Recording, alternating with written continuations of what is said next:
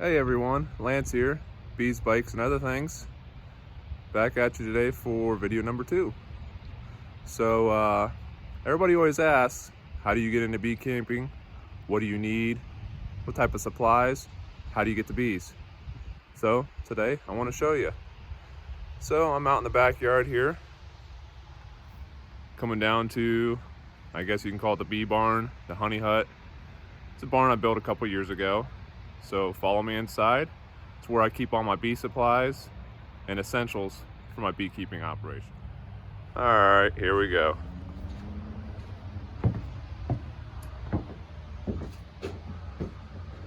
So I didn't know when building this barn that I'd be getting into beekeeping, and well, most of this barn would be taken up by a lot of supplies, but here I have decided to go through today what you need to get involved in this awesome hobby. I just want to show you a few things I have laid out here.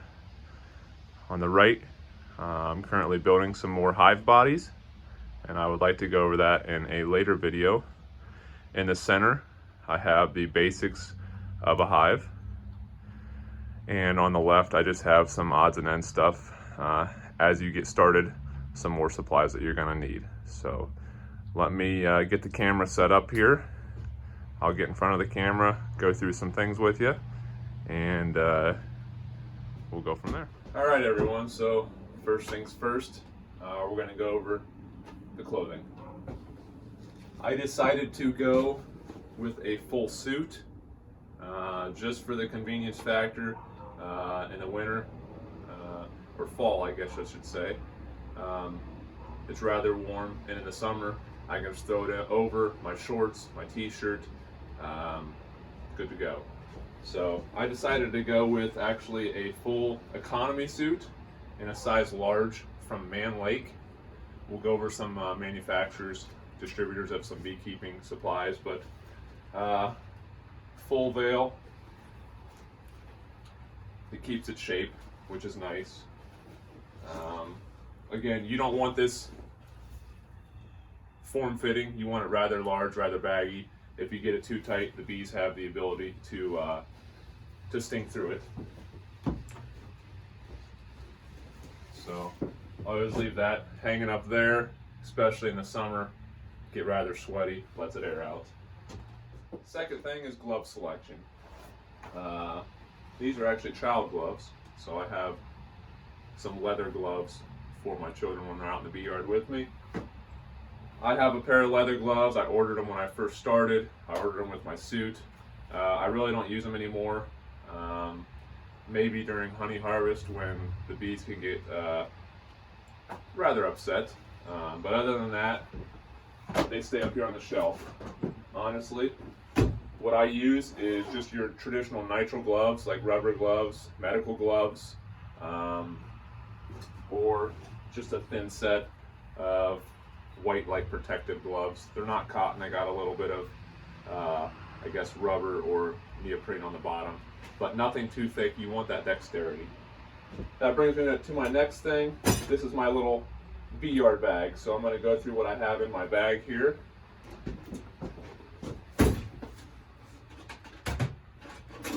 First and most essential thing is some hive tools. You can pick these up any beekeeping supplier, $5-10. As you get into beekeeping, you're going to notice that once you take off the outer cover and inner cover, bees have the ability to basically glue stuff together with what's called propolis. These are very handy. So I have those. This is actually a frame holder, so especially as a new beekeeper, you're going to have a hard time getting those frames out. So you can just reach down, use that to pull those out of your box, and I'll go over those with you as well.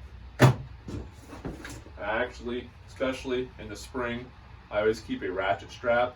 With the high winds, even though I put bricks or blocks on top, sometimes just for my own satisfaction, I strap everything down. Without confusing you too much, these are beetle blasters. These will catch small hive beetles. The bees have the ability to sort of corner the beetles. They end up dropping in here, and you just put a little bit of oil in here. Takes care of beetles in the hive. A lighter, you're going to wonder what this is for. We'll go over that here in a second. It's always handy to have a marker if you need to mark anything on your frames or on the outside of your box. And a couple 16-penny nails or shims, and again I'll go over that here in better detail, why I keep some of this stuff in here. So when I'm getting ready to go check on my hives, this is one of my key essentials, is my bee bag. Moving on. Basics of a hive. To get started, obviously you're going to need a hive, and if you just wanted to get started, this is what you're looking at. The components, you have what's called an outer cover. So it's a wood base, usually has like a metal top or an aluminum top. This I just have not pulled the protective cover off, but that's the inside. Underneath of the inner cover or the outer cover is an inner cover. Has a hole for ventilation. And then moving on to the inside of a hive. So the inside of the hive, I prefer to use 8-frame hive bodies. Traditional is 10-frame. It's just what I was taught. I like the smaller platform, and I actually use what's called a medium hive body. So 8 frames, these are the frames. This is called foundation, and I don't know if I need to get closer or not, but it actually has a starter outline of honeycomb. So what bees will do is, this is coated with a thin layer of beeswax. They produce the wax themselves from their abdomens, and then they start drawing this out, which in turn will turn out to look like that.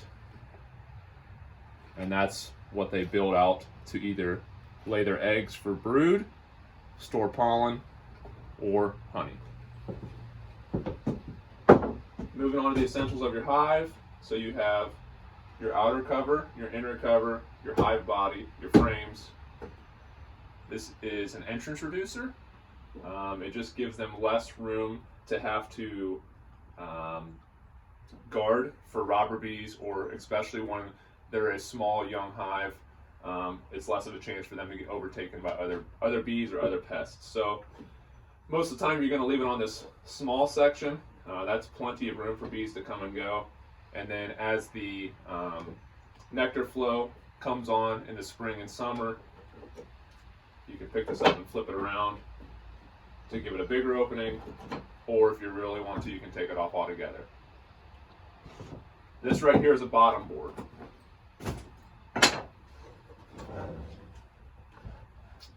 It has 2 sides. You can leave it on the shorter section, or you can flip it over and give them a little more room on the bottom. I prefer to leave it on this side, which I believe is a 3/8 gap. So that's everything for a hive body. All right, when it comes to working your bees, you need a bee smoker. I went with a taller one. I believe this is a 10-inch, roughly $40 from any bee supplier. It's got a bellow back here. Eventually I'll go over with how to sustain proper smoke in a smoker, but again, very essential. As you get into beekeeping, you're going to find out there's pests that want to attack bees, called varroa mites. It's a good thing to have this thing called Varroa Easy Check. We'll go into something like that later, but definitely when you're ordering your supplies, especially if you're interested in beekeeping, go ahead and order one of these. What I have over here is extra boxes that I've built. These are all medium bodies. This right here is a deep body. You're going to want to have several on hand. Yes, this is great for a starter, but once they fill this up, if you don't give them more room, you're going to lose half your colony to what's called swarming. So you're going to want to order several hive bodies, plenty of frames for each hive body, and that'll fulfill one hive. Generally, to get started, between having your beekeeping gear, your hives, your tools, and of course the bees. You're looking roughly $500 to $600 on average just to get started with one hive.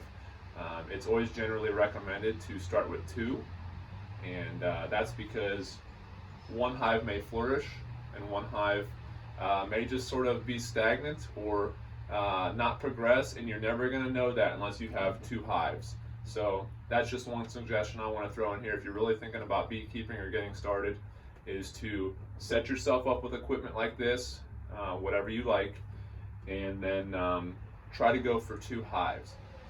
Well, that's all I got for this video. Hopefully you enjoyed it. Hopefully you learned something. If you have any questions, please reach out and ask. I'd be glad to reply. Hopefully this is sparking your interest. If beekeeping's still not your thing, please support your local beekeepers. They're very important. We all know how important honeybees are to the pollination of everything that touches our table every day. Fruits, vegetables. They're responsible for a lot of things in our daily life. So thanks again for joining me, and until next time, thanks again.